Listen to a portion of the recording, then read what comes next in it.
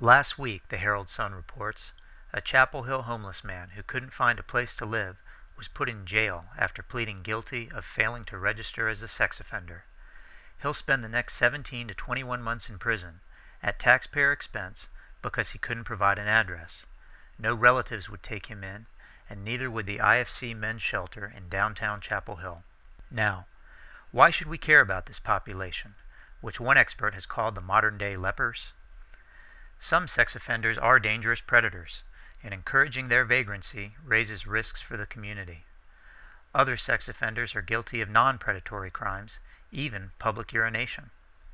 Either way, an offender must stay on the registry for years, even decades, and faces one of society's strongest stigmas. Offenders who can't provide an address to local law enforcement are forced to live in cars, under bridges, in tents, or in jail. In colder climes, it can literally be a matter of life and death. In Grand Rapids, an offender died in the cold after he was denied access to a shelter next to a school. Close to home, we have a shelter in Raleigh that houses 40 registered sex offenders and must turn many more away. Here in Chapel Hill, we have only one homeless shelter that serves men. It plans to move out of its downtown location and into a residential area next to preschools and a public park.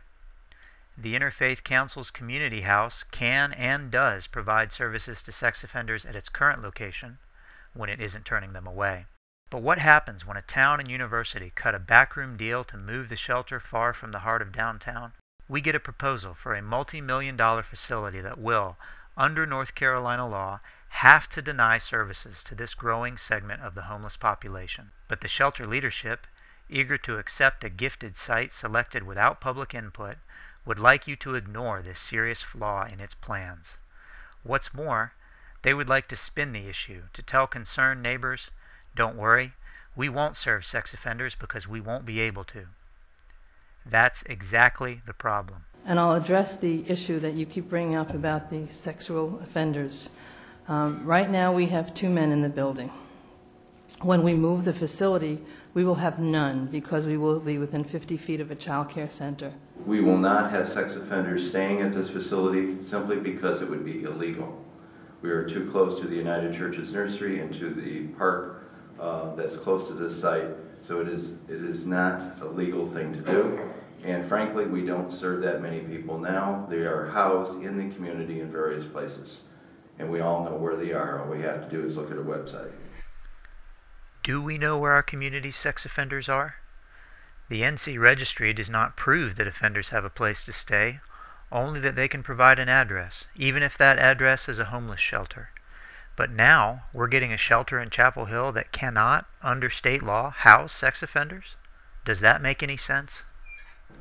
This is a program for homeless men, and as Laura just said, for the entire community. This is a program that we should all be proud of, not just for the IFC, but for all of us, because we want to see folks break the cycle of homelessness.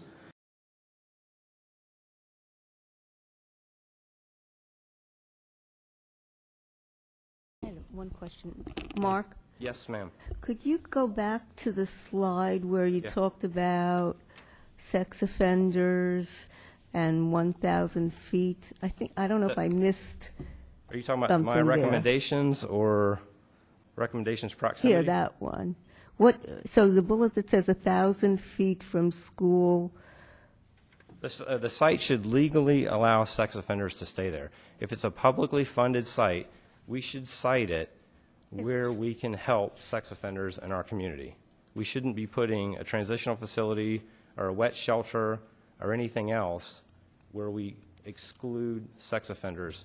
In some communities, I've seen articles that said that it's as high as 20% in those communities.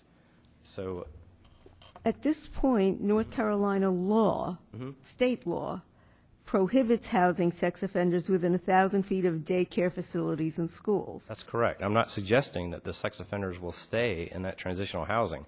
I've expressed a concern in the past that IFC does not require ID. That's a separate issue. The issue I'm talking about is, I agree with you, we're not allowed to have sex offenders in there. So where are the sex offenders going to get services?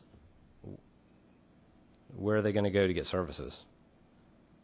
there's $1 million of public money going toward the proposed facility up here, and there's nowhere for the sex offenders to stay on white flag nights, and there's nowhere for the sex offenders to get transitional housing services. I get,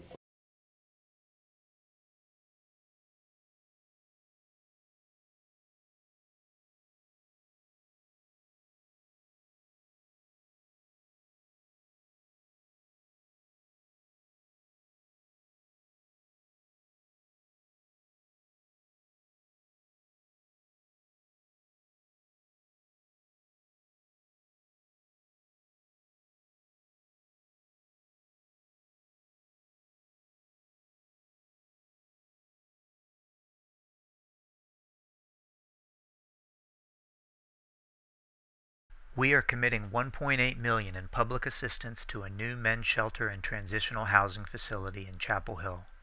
This issue, skyrocketing homelessness among sex offenders, may be a relatively new challenge, but it won't go away. Let's get this right. We can knowingly exclude a highly at-risk segment of the homeless population here in Chapel Hill and Orange County, or we can find a better site.